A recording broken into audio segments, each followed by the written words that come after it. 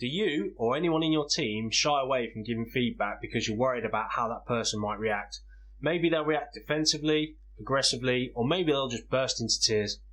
Do you want to know how to deal with the 5 most common reactions to negative feedback? In this video, we're going to talk about the importance of trust in the relationship when giving feedback. We're also going to tell you the 5 negative reactions to look out for when giving feedback and what to do when you spot one of these.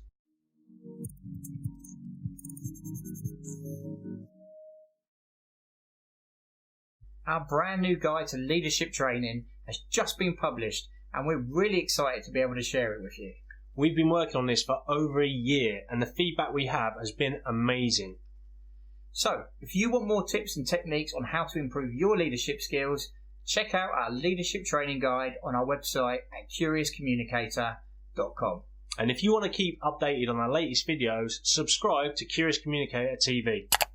Just click the subscribe button below this video. To get your copy of our leadership training pack, keep watching to the end of the video. Now, if your feedback is seen as unfair, it may lead to an emotional reaction that you do not expect, or one that you're not prepared for. Now, there are proven tips, tools and tactics to help you manage a negative reaction to feedback. But if you don't know what to do, you could be in trouble. Yeah, you risk the relationship between you both breaking down completely, and that is never good. Things can escalate and spiral out of control when there is no trust.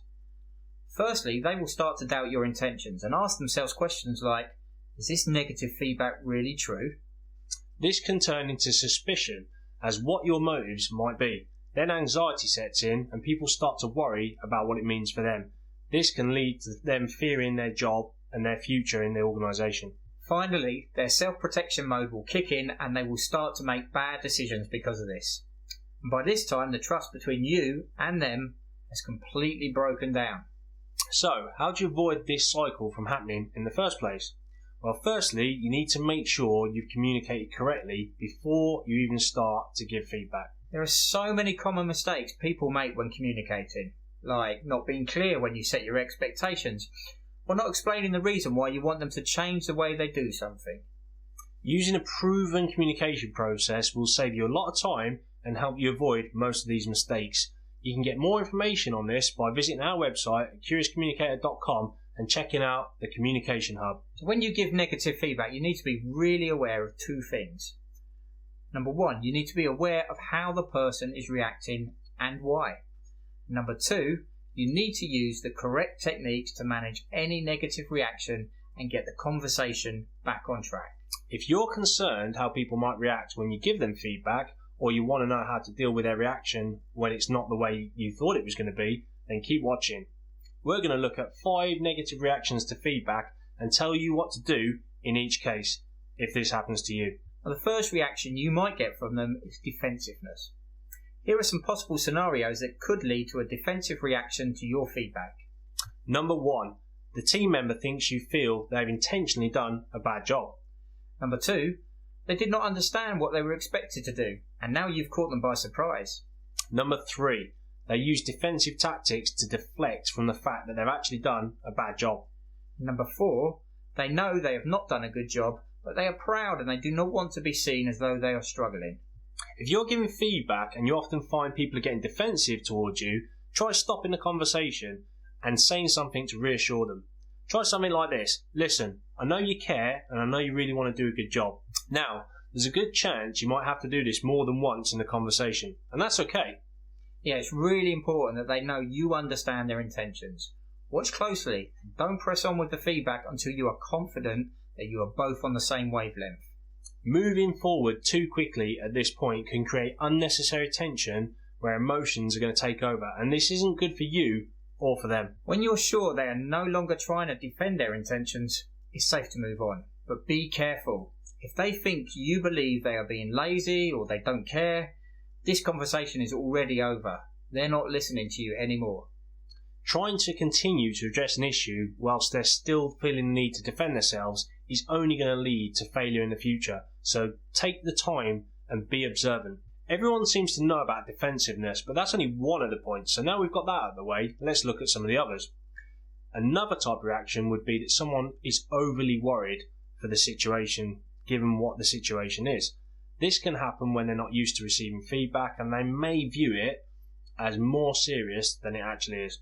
So this reminds me of something that happened to me a while ago. I took on some new responsibilities in the position I was in, and part of those responsibilities meant that I had 4 or 5 new managers coming to work for me. Now, because I thought that the managers knew who I was and they'd heard how I performed by reputation, that they'd be all okay with me. What I found out later is actually one of the managers was really worried about working with me, but he never said anything. So since then, I always take the time to fully explain the reason why I'm speaking to people and make sure that I give them plenty of reassurance. And this is a typical example of something that we see all the time. So you really want to take the time to let people know that they care and they want to do a good job. If your colleague is hard working, then make sure you let them know that you recognise this. They're going to be looking for a reason why you've decided to talk to them. So it's really good practice to take the time and fully explain it. So for example, maybe your team member was not used to getting feedback in the past and thought they were doing an okay job. You would say something like this: listen, there are a lot of changes happening in the business at the moment and everyone is having to change what they are doing. I know you used to complete this task like this and you did it well, but now I need you to complete the task in this way. And the reason this is a good example is because it takes the grey area away from people not knowing where they stand with you. If you don't take the time to explain that the reason they're doing something is because something's changing, then they may go away and think that you've always thought they did a bad job and you've never said it to them. And people don't like that. They don't like this because it doesn't feel like it's fair. Loads of people make a big mistake and miss this, but giving people a reason why the conversation is taking place in the first place stops them second guessing and it stops them worrying as well. So now we've covered defensiveness and people that would overly worry in a situation. The third negative reaction you might face is the person who you're giving the feedback to might become unreasonably angry. This may happen because they think you are picking on them or in some way unfair with your feedback. It might also just be a diversion tactic, or maybe they're just having a bad day. Now, whatever the reason, this needs to be handled correctly, or it could be really damaging for your working relationship. So, what should you do when faced with this type of situation? The trick here is that you just need to stop.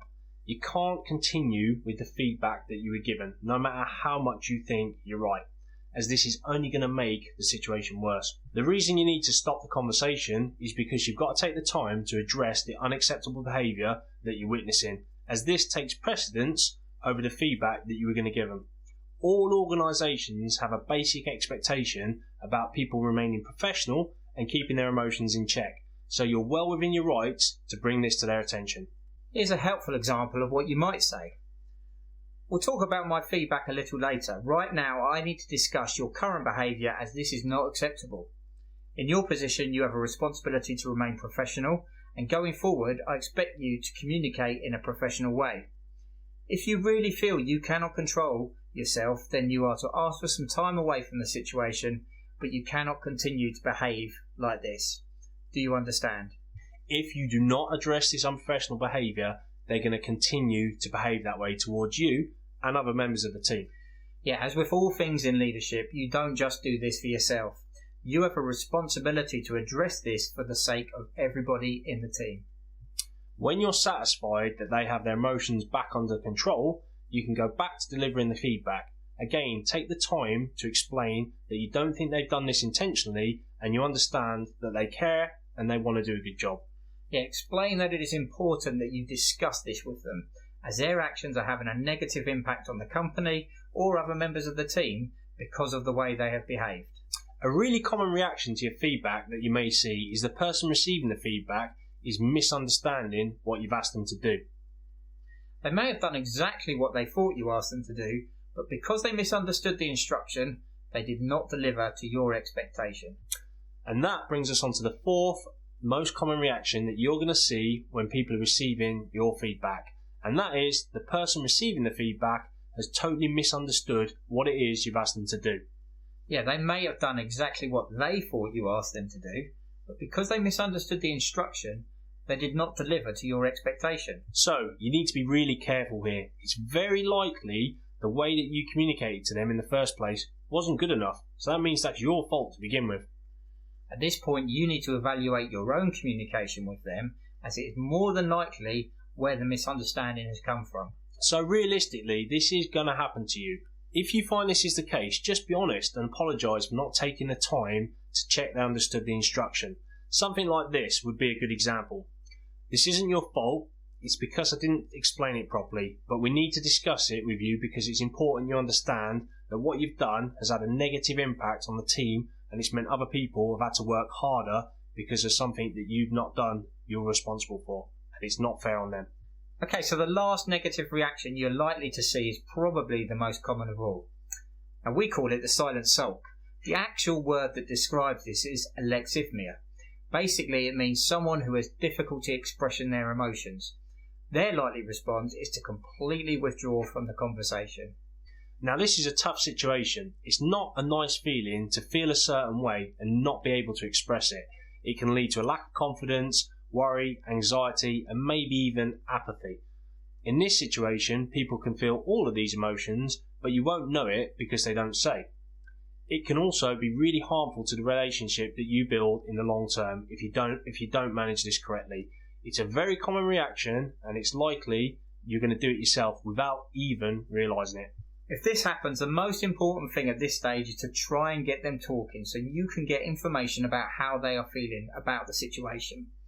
You may need to give them some time to think about it and think about how they're going to express themselves, but that's okay. In this situation, a helpful example of a conversation would be something like this. I need to talk to you about your reaction to the feedback I've just given you. As I've explained, your performance has had a negative impact on the company and the rest of the team, and everyone's had to work harder because you've not done your fair share. Now, what I've noticed during the conversation is you've been very distant and you've been very quiet in this conversation, so I need you to tell me about your thoughts and feelings about what we've talked about so far. Now, you need to use open questions to start with, but if that doesn't get the conversation going, you can ask much more specific questions. As the conversation progresses, add in the reassurance that you know they care and you know they want to do a good job again. And if they're a hard worker, make sure you say this as well. Let them know they need to watch out for situations where they don't express themselves. By saying nothing, the situation will almost certainly come up again in the future. Offer your support and guidance for further reassurance that you have their best interests at heart. Managers and leaders untrained in how to give effective feedback tend to make the biggest mistake of all, of just ploughing their way through feedback like it's a straight line to the finish. By comparison, people skilled in feedback understand that feedback is a process that can involve periodic stops and direction changes along the way. So, although by just pushing through and ploughing forward gets you where you want to go quickly, which is getting all the honesty of how the person's performing out, our leadership videos show you that you can do a lot of damage to both them and yourself in the process. Yeah, make sure you watch out for these different reactions when you're giving feedback. Taking the right steps to manage them will save you so much time in the long run. If you want more leadership training, don't forget you can grab our leadership training pack sent directly to your email address immediately. Just click on the link in the description box below. It's full of valuable advice and it's free. Well, that's it for our series of leadership training videos. We hope this video has helped you understand the negative reactions you are likely to come across when given feedback and what to say to deal with those reactions. If you've learned some cool stuff on today's video, make sure you subscribe to our channel right now. Just click on the subscription button below this video. Also, if you want more tips to help you improve your leadership and communication skills, head over to curiouscommunicator.com and sign up to the newsletter. You'll receive exclusive tips and techniques that we don't share anywhere else. And it's all free. Now it's your turn. Let us know about the most common type of negative reaction that you've seen when you've been given feedback. Maybe it was defensiveness, or maybe they were overly worried. Either way, let us know by leaving a comment below right now.